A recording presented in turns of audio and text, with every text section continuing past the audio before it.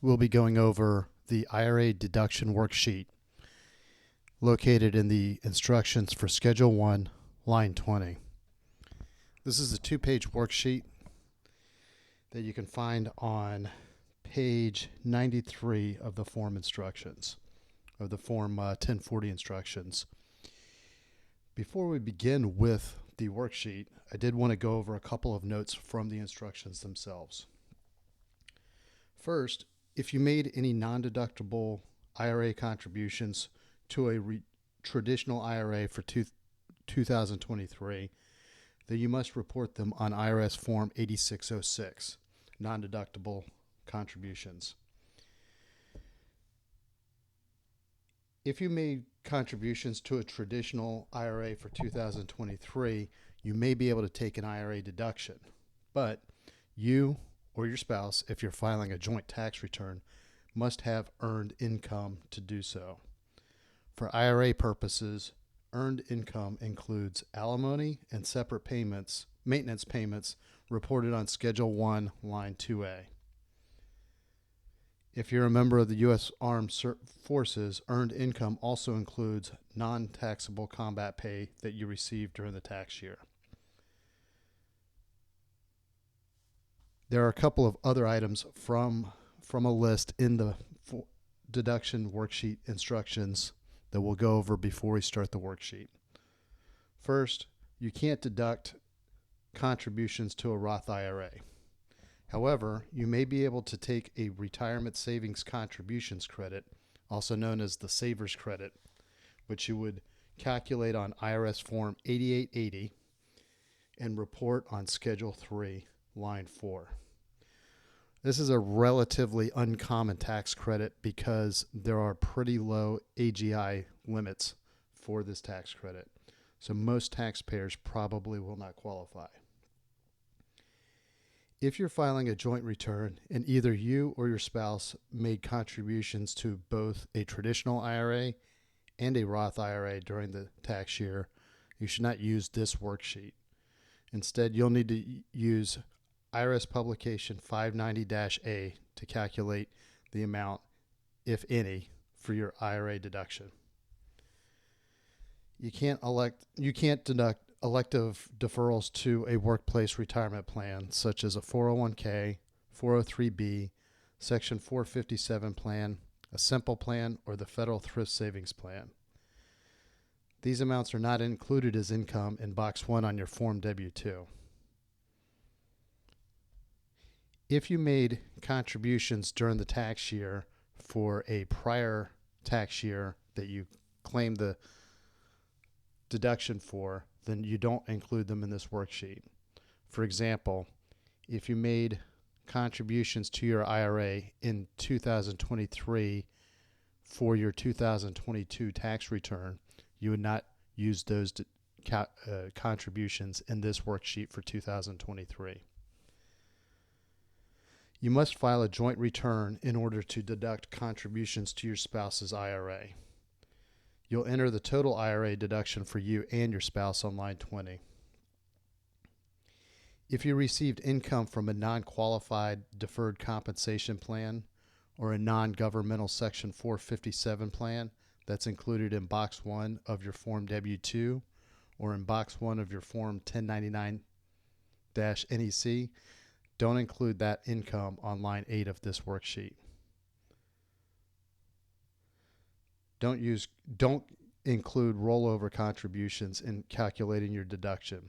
Instead, you should see the instructions for Form 1040 or 1040 SR lines 4A and 4B.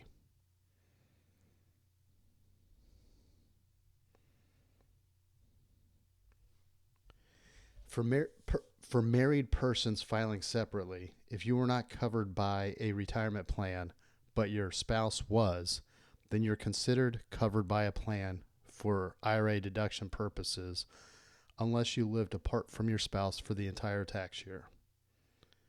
And finally, if you were covered by a retirement plan and you file either IRS Form 2555 declaring foreign earned income or IRS Form 8815 excluding interest from EE savings bonds for education purposes, or if you exclude employer provided adoption benefits, then you'll need to refer to publication 590-A to calculate your deduction. All right, with those things out of the way, let's go ahead and begin going through the worksheet. So we've already pre-filled this out, and I'll walk through it. This is an example where the IRA contributions are fully deductible, so we'll walk through step by step, and then we'll go back and see if we can make some adjustments for partial or non-deductible contributions. So at the very top, line 1A and line 1B, your question is whether or not you are covered by a retirement plan. So there is specific guidance on whether or not you were covered by a workplace retirement plan, which can reduce or eliminate your IRA deduction. So just because you may not be able to deduct your IRA contribution doesn't mean that you can't still contribute.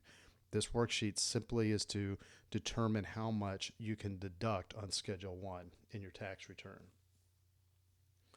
So the quick way to determine whether or not you are covered is to check your Form W-2. There will be a retirement plan box in box 13. If it's checked, then that means you are covered by a plan at work even if you are not vested. So in this case, we've determined that our IRA and our hero, John Doe, his IRA and his wife's IRA, they're both covered by a workplace retirement plan. So if not, then we would simply put the IRA deduction limits on line 7A, which is the next page down. We would enter the IRA deduction limits here and then go through the rest of the tax form, basically ensuring that our contribution is at least as much as the total earned income for the year. So because we are covered by a workplace retirement plan, we need to go through steps 2 through 6 to determine if we're subject to any kind of phase out based on income. So in line 2, since we're talking about a married couple filing a joint return, we're going to enter $136,000 into each column in box 2A and 2B. There are different numbers based on your filing status. For single, head of household, and married couples filing separately who lived apart from their spouse for the entire tax year, you would enter $83,000. Married filing separately living with your spouse would enter $10,000, and a qualified surviving spouse would enter the same number as a married couple filing jointly. Now, if one spouse checked no, but the other one checked yes, then you would enter $228,000 for the person that was not covered by the plan. So in line 3, we're going to enter the amount from the Form 1040 or 1040 SR, line 9. This represents the total income number. So in this case, we entered $120,000. In line 4, we're going to enter the total of the amounts that already exist as adjustments to income elsewhere on Schedule 1. Lines 11 through 19A plus 23 and 25. So as a brief recap, line 11 is educator expenses. Line 12 is unreimbursed business expenses for certain employees that would be calculated on IRS Form 2106. Line 13 is the health savings account deduction on Form 8889. Line 14 is unreimbursed moving expenses for certain members of the U.S. Armed Forces, Form 3903. Line 15 is the deductible part of the self-employment tax calculated on Schedule SE. Line 16 is contributions to a self-employed either SEP, simple, or other qualified plan. Line 17 is self-employed health insurance. Line 18 is the penalty on early withdrawal on savings accounts, either reported on Form 1099-INT or Form 1099-OID. Line 19A represents alimony paid. Line 23 is the deduction for contributions to an Archer MSA, calculated on IRS Form 8853. And line 25 represents a variety of total other adjustments to income. So in this case, we reported that John and his wife have $10,000 of combined adjustments to income. So in line 5, we'll simply subtract this $10,000 from $120,000, and we reach $110,000 for each line. So the next question is, does the line 5 amount, is that less than line 2?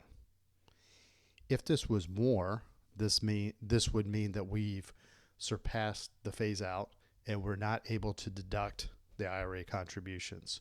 We would still report them on IRS Form 8606. We would continue to keep track of them until such time that our IRAs were either fully converted to a Roth IRA or we emptied them out. So for all of these times that we mention a separate tax form, we've created articles and videos to most of these forms. We'll put links to those in the show notes so you don't have to write them down. You'll see links to articles and videos that we've created for all of these different tax forms in our show notes. Since we did answer yes to question 6, we're going to subtract the line 5 amount from line 2. So we arrive at $26,000 for each column. Now, we apply the instruction that suits our tax situation. Since our couple is a married couple filing a joint return and the result is more than $20,000, we would enter this following amount in line 7 and then go to line 8. So this basically is the point where you verify that we're well beneath the phase out. So we're not at the part where we're completely phased out, and we're not at the part where only a portion of our IRA contribution is deductible. So at least at this point, we're able to consider the full amount of the deduction. So on the next page, we've entered $6,500 for each spouse. Now, if this was subject to phase out, we would have to multiply it by a certain percentage, as outlined here. And we'll get to a point where we'll back up and go through this as another example after we finish this one. So in line 8, we're going to enter the total of wages, salaries, and tips as reported on Form W-2, any alimony that was reported on Schedule 1, and any non-taxable combat pay that would be found on on either Form W-2 in box 12 marked with a code Q, or reported on Form 1040 line 1I. In line 9, we're going to enter the earned income received as a self-employed individual. So in this instance, we reported $120,000. This was the total income, and we're just making the statement that this was all due to salaries, wages, and tips reported on Form W-2. We're reporting that they don't have any self-employment income, so this $120,000 represents their total income. In line 11, we're going to enter the total amount of the actual contributions made for the tax year. So let's just say that John and his wife each deposited $6,500 into their account. And then in line 12, we're going to enter the smallest of either line 7A, line 10, or line 11A. So really quickly, let's go back and revisit those. Line 7A would be the amount that would have been subject to a phase out if we had to calculate a phase out. Line 10 is the total amount of earned income. And again, for IRA deduction purposes, earned income includes wages and compensation, alimony, and non-taxable combat pay, as well as self-employed earned income. And then the actual contributions made. So since the actual contributions and the total amount we were entitled to are the same, and they're lower than the earned income, that's the amount that we're going to enter into both line 12A and 12B. And that represents the amount that we can deduct. We would add these totals, so $6,500 and $6,500. We enter this on Schedule 1, line 20. If you choose to, you can deduct a smaller amount, enter that smaller amount on line 20, and then use the rest as a non-deductible contribution that you would report on Form 8606. So let's go back and see if we can think of a situation where we're reporting subject to a phase out. So let's just change their earned income slightly. Let's change this so that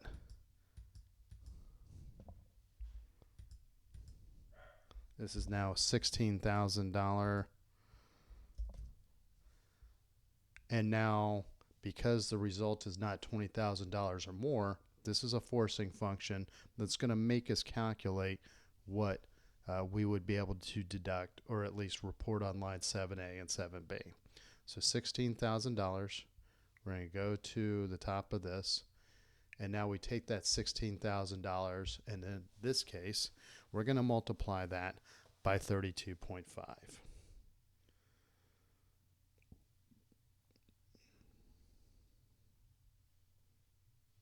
So we arrive at 5,200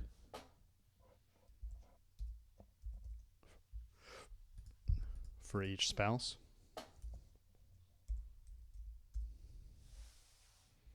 And then we're changing this amount because that was what was reflected above. And now we're going to take the smaller of either the $6,500 in contributions, the $130,000 of earned income, or the $5,200 that was subject to the phase out. So in this case, we would report $5,200 for each spouse. We would combine those, report $10,400 on line 20, and then we would take the remaining amount, $2,600, we would enter that as a non-deductible contribution on IRS Form 8606. So that's all we have for this walkthrough. This is a fairly straightforward deduction worksheet. As long as you have the information at the ready, and as long as you are aware of certain key points of information, like what is being reported currently on your 1040, what else was reported as an adjustment to income on Schedule 1, and as long as you're fairly familiar with some of the other transactions that may impact your IRA deductions. So we'll put links in the show notes to pertinent related articles on some of the forms that we've covered here. And if you like our articles, please feel free to subscribe to our newsletter. If you like our YouTube videos, please feel free to subscribe to our YouTube channel. And if there are any topics that you would like us to cover in a future video, please don't hesitate to ask. Just drop a note in the show notes and we'll do our best. Thank you very much and have a great day.